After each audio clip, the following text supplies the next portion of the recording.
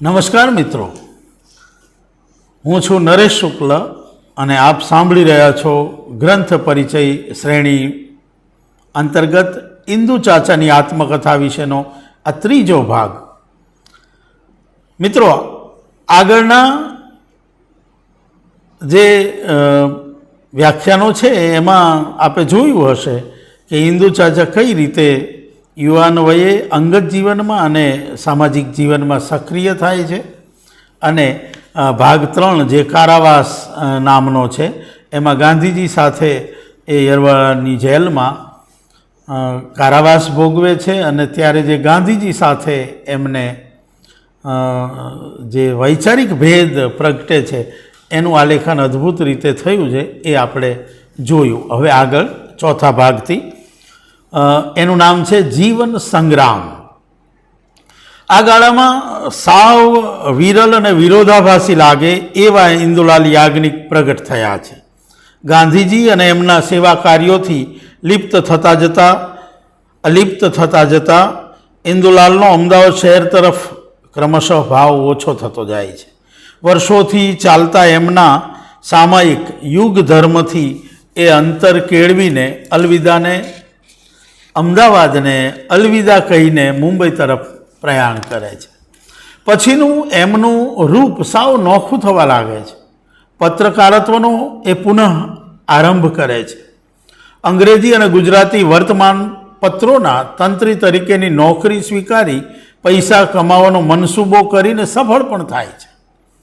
ધીમે ધીમે ફિલ્મ લાઇનના પરિચયમાં મુકાઈને પ્રોડ્યુસર તરીકે, પટકથાના લેખક તરીકે ફિલ્મ નિર્માણની પ્રવૃત્તિમાં પણ એ એક્ટિવ થાય છે.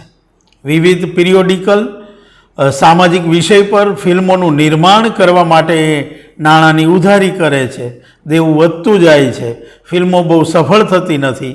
નાણાકીય હાલત કફોડી થતી જાય છે. સમાંતરે અંગત જીવનના મનોભાવો પણ બદલાયા છે. મુંબઈની કપિલાના પ્રેમમાં પડે છે, પણ કશું આગળ વધતું નથી. એવી વ્યગ્ર માનસિકતામાં અચાનક ભારતના સ્વાતંત્ર્યના પક્ષકાર તરીકે વિદેશમાં પ્રચાર પ્રસાર કરવાની જવાની ઘટના નિર્માણ પામે છે, ને આ સ્થિતિમાંથી નીકળવા, એટલે કે અહીંની જે માનસિકતા હતી એમાંથી નીકળવા માટે એ બર્લિન જવા નીકળે છે. એમના લેણદારોના કકળાટ વચ્ચે એ લંડન, બર્લિન અને ડબલિનમાં ઘણો સમય, અંદાજે 5 વર્ષનો સમયગાળો વિતાવે છે. ત્યાંની ગતિવિધિઓ ગજબની છે. આર્થિક વિષમતાની વચ્ચે જે રીતે એ માર્ગ કાઢે છે તે આશ્ચર્યજનક છે. એ દરમિયાન વૈશ્વિક ચળવળોની માહિતી, એ સમયના ત્યાંના વિવિધ ભારતીય નેતાઓ અને ખાસ કરીને નરવીર શાપુરજી સકલાતવાળાની પ્રવૃત્તિઓની નોંધ એમણે વિગતે લીધી છે. એમણે સ્થાપેલી ક્લબો અને એની અનુવાદ પ્રવૃત્તિઓ ને એમાંથી આછા પાતળા પૈસા કમાવાની રીત આપણને તાજુબ કરી દે. ખાસ કંઈ કમાતા નથી, માંડ બ્રેડ અને કોફીનો મેળ પડે છે, પણ એમના સપનાઓ ગજબના છે. સંબંધો બાંધવા અને સતત લખતા રહેવું, વાંચતા રહેવું, પ્રવૃત્તિમય રહેવું અને પોતાના પ્રતિભાવો પ્રગટાવતા રહેવું એ ઇન્દુલાલને અનોખા સાબિત કરે છે. 5મા ભાગ, જેનું નામ છે કિસાન કથા. ડબલિન અને લંડનમાં હતા ત્યારથી વિશ્વની વિવિધ પ્રકારની ચળવળો, સહકારી પ્રવૃત્તિઓ, ક્લબ સેન્ટરો, મજૂર મહાજન સંઘો અને લડતના વિવિધ તરીકાઓથી ઇન્દુલાલ અવગત થાય છે. એમાંય આયર્લેન્ડની મુક્તિ લડતમાં ધ વાલેરાની સાથે પ્રવચનો કરે છે ત્યારે એમનું નવું જ વ્યક્તિત્વ પ્રગટ થાય છે. એ ભારતમાં આવીને પુનઃ સમાજ નિર્માણની કામગીરીમાં જોડાઈને કિસાન સંગઠનની પ્રવૃત્તિમાં સક્રિય થવાનો સંકલ્પ કરે છે. કિસાન મંડળોમાં સેવા આપનારા અને અત્યારે સાવ જેને ભૂલી ગયા છીએ એ જનનાયક સ્વામી સહજાનંદ સરસ્વતીના ટેકેદાર બને છે. યુપી, બિહાર જેવા અન્ય ભારતીય રાજ્યોથી ગુજરાતના કિસાનોની પરિસ્થિતિ અને પરિપાટીને એ આગવી રીતે સમજે છે, અને અહીં જે આગવા પ્રકારે કિસાનોનું શોષણ થતું એને ઓળખીને નવી ધારાએ આંદોલનો શરૂ કરે છે. આ દરમિયાન ઉદ્દેશ સાથે કરેલા વિયેના, મોસ્કો અને ચીનના પ્રવાસો સમાવાયા છે. એ સતત વૈશ્વિક પ્રવાહોને સમજવા, સ્વીકારવા અને એને ભારતીય રૂપે ઢાળવાની મથામણ કરતા રહ્યા છે. અંતિમ ભાગ, છઠ્ઠો ભાગ, એમાં એનું નામ છે છેલ્લા વહેણ. આ ભાગનું સંપાદન અને લેખન ધનવંત ઓઝાએ કર્યું છે. આપણે સૌ જાણીએ છીએ કે આત્મકથા નું લેખનમાં લેખકનો અંત ભાગ્યે જ કોઈ ના લીખી શકે, સ્વાભાવિક જ. તો ધનવંત ઓઝા એ આનું સંપાદન કર્યું છે ને એ લખે છે, ક્યાં જનતાના કદમ સાથે કદમ મિલાવતા અને શ્રમજીવી વિરાટનો હાથ પકડીને આગળ વધવાનો પુરુષાર્થ કરતા ઇન્દુભાઈ અને ક્યાં હું. એમની શૈલીનું અનુકરણ શક્ય નથી. એમની દ્રષ્ટિ પૂરેપૂરી ખીલવવાનું પણ અશક્ય છે. આ પરિસ્થિતિમાંથી માર્ગ કાઢીને જે કાળની કથા અધૂરી રહી છે એ કાળની કથા મળી રહે તે રીતે ઇન્દુભાઈના જ એ પછીના કાળ લેખનમાંથી અને કથનમાંથી સંપાદન કરવાનું મને યોગ્ય લાગ્યું છે અને હું આશા રાખું છું કે અધિકારી વાચકોને પણ એ યોગ્ય લાગશે. આમ આ ભાગ સીધો ઇન્દુ ચાચાએ લખેલો નથી. ઇન્દુભાઈ ઉપર સેરિબ્રલ હેમરેજનો આઘાત આવ્યો અને આગળના દિવસ સુધી એમણે આત્મકથાનું લેખન કર્યું હતું. એ બધું લખાણ અને પછીથી એમના મૃત્યુ સુધીની કથા શ્રી ઓઝાએ લખી છે. આ આખી આત્મકથાની વિશેષતા એ રહી છે કે ઇન્દુભાઈએ ખૂબ જહેમત કરીને પૂર્વે કરેલી નોંધો, લેખો, ભાષણો, એ સમયના વર્તમાન પત્રોથી માંડીને જેટલા પણ ઉપલબ્ધ દસ્તાવેજો હતા એનો આધાર લઈને આ કથા લખી છે. એમાં સ્વાભાવિક જ એ આખાય કાળખંડનું દસ્તાવેજીકરણ હોવાથી પથારો મોટો થયો છે, પણ એનાથી કશી હાનિ થતી નથી. વાચક માટે એ માહિતી થોડીવાર માટે પણ કંટાળાજનક બનતી નથી. જેમ કે મહાગુજરાતની ચળવળની ચિંગારી જન્મી ત્યાંથી આરંભીને આખી લડતની સફળતા સુધીનો ક્રમિક ઇતિહાસ અહીં સચવાયો છે. એ સમયે થયેલ ગોળીબારો, પોલીસ સાથેના ઘર્ષણો, બૃહદ મહારાષ્ટ્ર રાજ્યના પંતપ્રધાન મોરારજી દેસાઈની અક્કડ અને ગુજરાત વિરોધી દ્રષ્ટિકોણથી માંડીને નહેરુની સંદિગ્ધ નીતિ, ભાષા આધારિત રાજ્યોની ગાંધી સરદારની પરિકલ્પના અને એ યોજનાની થતી હત્યા પછી જન્મતો જન આક્રોશ એના સમગ્ર રૂપે અહીં આકારિત થતા આવ્યા છે. સાથોસાથ જનસમિતિનો આંતરસંઘર્ષ અને પુરુષોત્તમ પટેલ, સનત મહેતા, જયંતિ દલાલ આદિ જનનાયકો સાથેના ભાતીગળ સંબંધોની ભાત પણ સૂક્ષ્મ રૂપે અહીં આકારબદ્ધ થતી આવી છે. નહેરુની જનસભાની સમાંતરે મહાગુજરાતની ભવ્ય સભાનું પ્રકરણ આ બધામાં શિરમોર ગણાય. જે સમયે પંડિત જવાહરલાલ નહેરુની ભૂરકી સમગ્ર દેશ પર હતી એ સમયે એમને ટક્કર આપતા ઇન્દુલાલ એમની મંડળી જે રીતે ગુજરાતના સ્વાતંત્ર્ય માટેની મથામણ કરે છે એ આજની પેઢીએ ખાસ વાંચવા જેવું પ્રકરણ બની રહે. એમાંય વિદ્યાર્થીઓની સક્રિયતા અને રચનાત્મક સક્રિયતા બેજોડ છે. બીજી એવી જ વિશ્વવ્યાપી અસર જન્માવનારી ઘટના એટલે જનતા કર્ફ્યુનું એલાન.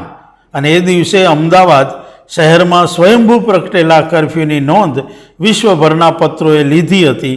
ગુજરાતની આ તાસીર, ગુજરાતનું આ ખમીર જે રીતે પ્રગટ્યું એનો કોઈ જોટો નથી. મોરારજી દેસાઈ બૃહત રાજ્યના પંતપ્રધાન હતા ને સ્વતંત્ર ગુજરાતના મતના નહોતા. ગુજરાતમાં ઇન્દુલાલ પ્રેરિત આંદોલનની વિરુદ્ધમાં ઉપવાસનું શસ્ત્ર એમણે ઉગામ્યું ત્યારે પણ એટલો જ વિરોધ થયેલો. મહાગુજરાતની માગણીમાં કોઈ ઓટ ન આવી. ઉપવાસ લંબાયા એટલે મોરારજી પર જોખમ વધ્યું. પ્રજામત એનાથી વિરોધમાં હતો. આખરે હારી થાકીને ગતકડું સમાન એક સભા યોજીને મોરારજી દેસાઈએ ઉપવાસનો તાઇફો બંધ કર્યો. એ આ રીતે વર્ણવ્યું છે. જુઓ, સભા પૂરી થઈ ત્યાં સુધી કંઈક પથ્થરમારો ચાલુ રહ્યો. છતાં કોઈને પોલીસે પકડ્યા નહીં. મોરારજીભાઈના પત્ની ગજરાબેન, ઢેબરભાઈ વગેરે થોડા માણસોને થોડું ઘણું વાગ્યું, પણ સભા પૂરી થયા પછી પોલીસે લાઠીમાર કર્યો અને અશ્રુવાયુના ટોટા છોડ્યા. છેવટે પોલીસે ગોળીબાર કર્યો, તેથી જીતસિંહ, હંસાસિંહ ઘવાઈને તરત શહીદ થયા. આવી અશાંતિના સંજોગોમાં અમૃતલાલ શેઠને હાથે મોસંબીનો રસ લઈને મોરારજીભાઈએ પારણા કર્યા. ઇન્દુ ચાચા લોકસભાની ચૂંટણી જીતે છે અને એમનો પક્ષ વિધાનસભામાં પણ ખાસી બેઠકો જીતવામાં સફળ થાય છે. જ્યારે સમગ્ર રાષ્ટ્રમાં કોંગ્રેસ પાર્ટીનો જ દબદબો હતો, ત્યારે ઇન્દુ ચાચાની આ પાર્ટીએ કરેલ કારનામા અભૂતપૂર્વ હતા. એ ચૂંટણી પહેલાં થતી ટિકિટોની વહેંચણીની પ્રક્રિયા અને એના મતભેદનું આલેખન મજાનું છે. આ સ્વતંત્રતા પછીની બીજી કે ત્રીજી ચૂંટણીનું જ દ્રશ્ય છે. ગાંધી મૂલ્યો અને આદર્શોનું હનન કઈ હદે 60-70ના દાયકામાં જ થઈ ગયેલું એનું ચિત્રણ અહીંયા મળે છે. મોરારજી દેસાઈ, સરદાર વલ્લભભાઈ પટેલ સાથેની મૈત્રી અને સંઘર્ષ, વિઠ્ઠલભાઈ પટેલ સાથેનું સંકલન, પંડિત નહેરુ તરફની સભાન દૂરી, રાષ્ટ્રપતિ રાજેન્દ્ર બાબુ સાથેનું મિલન, ચીન અને રશિયાના પ્રવાસો વિશે અલગથી વાત કરવી પડે એટલું ઊંડાણ અહીંયા આલેખાયું છે. આમ સમાજસેવક, કુટુંબ વત્સલ સંબંધી, વકીલાત, પત્રકાર, ફિલ્મ મેકર, રાજકીય પ્રતિનિધિ, ફોલોવર, વિદેશ પ્રવાસ અને બધું વાંચન કરનાર, વિશ્વભરની લડતોથી અવગત થવા મથતા બહુશ્રુત વિદ્વાન, સાહિત્યકાર તરીકે વાર્તાઓ, કુમારકથાઓના લેખક, નારી સન્માનની કથાઓ આપનાર, નવલકથા લખનાર લેખક, અનેક વિધાઓ સાથે સંકળાયેલ વિદ્વાનોનું સાનિધ્ય સાધીને જીવન અર્ક પામનાર, જરૂર પડે નિર્ભીક રીતે પ્રતિભાવ આપવામાં નીડર, જ્યારે કોઈ વિકલ્પ ન રહ્યો ત્યારે મહાગુજરાતની ચળવળનું નેતૃત્વ લેનાર, પ્રત્યક્ષ ચૂંટણીમાં ઝંપલાવીને લોકશાહી ઢબે ચૂંટાયા પછી લોકસભામાં પ્રજાના પ્રશ્નોને મજબૂત રીતે વાચા આપનાર, વડાપ્રધાનથી માંડીને રાષ્ટ્રપતિ સુધી રજૂઆતો કરીને માત્ર મહાગુજરાતને અલગ કરવાના પ્રશ્ને જ નહીં, રેલવેના ડબ્બામાં પડતી મુશ્કેલીઓથી માંડીને નવી લાઈનોને બ્રોડગેજમાં ફેરવવા અને જરૂરી સુવિધાઓ આપવાના પ્રશ્નોને, પ્રજાને પડતી હાલાકીના પ્રશ્નો, હુલ્લડો વખતે સીધો ગોળીબાર ક્યારેય નહીં કરવા માટેની ચર્ચાઓ, કાયદાઓમાં કરવાના થતા ફેરફારોમાંય એમની દ્રષ્ટિ વ્યાપક રહી છે. આરંભથી અંત સુધીમાં ઇન્દુ ચાચાએ સામાન્ય જનથી માંડીને રાષ્ટ્રીય આંતરરાષ્ટ્રીય સ્તરે જાણીતી વ્યક્તિઓ સાથેની વિશાળ રેન્જ સાથે સંવાદ સાધવાની જે કળા હાથવગી કરેલી તે બેનમૂન છે. એમની સાથે સંકળાયેલા અનેક કિસ્સાઓ દંતકથારૂપ બની ગયા છે. ખભે ભરવેલા થેલાના શિંગચણા, રિક્ષાઓમાં કરેલી મુસાફરી, કરફ્યુ વખતે એમની સક્રિય મદદો, આદિવાસી વિસ્તારોમાં દુષ્કાળના કાળમાં કરેલી મદદો, ગુજરાતના સાંસ્કૃતિક વારસાની જાળવણીના એમના પ્રયત્નો, અનેક કુટુંબો સાથેના એમના વાત્સલ્યસભર સંબંધો ચિત્ત પર અમિટ છાપ છોડનારા બને છે. છેલ્લે કહેવાનું મન થાય કે આપણે નગુણા છીએ. આપણે આપણા દૂરના તો ઠીક, નજીકના ઇતિહાસને ભૂલાવી દઈએ છીએ. આઝાદીની ચળવળ, સામાજિક ઉત્થાનની ચળવળ અને દરેક ક્ષેત્રમાં આવેલ અભૂતપૂર્વ બદલાવ જન્માવનારા જનનાયકોને આપણે વિસરી ચૂક્યા છીએ. સંયુક્ત મહારાષ્ટ્ર રાજ્ય હોત તો ઉત્તર ગુજરાત, સૌરાષ્ટ્ર, કચ્છ જેવા વિસ્તારોને કેવો અન્યાય થયો હોત એનું આંકડા સાથે આકલન કરી આપી ઇન્દુ ચાચાએ આપેલા વ્યાખ્યાનો, લેખોને જો યાદ રાખીએ તો સમજાય કે આ પૂર્વસૂરીઓએ કરેલા ઉપકારને આપણે ખરેખર ભૂલી ગયા છીએ. લાલ દરવાજા પાસે એક પૂતળું ઊભું કરીને આપણે ગૌરવ લઈ લીધું. 20થી વધારે શાળા, છાત્રાલયો, મંડળીઓ સ્થાપનાર ઇન્દુ ચાચાના નામે એક યુનિવર્સિટી નથી એકેય શાળા કે નથી કોઈ મોટું સ્મારક જેમાં મહાગુજરાતની ચળવળનો ઇતિહાસ પ્રદર્શિત કરવામાં આવ્યો હોય.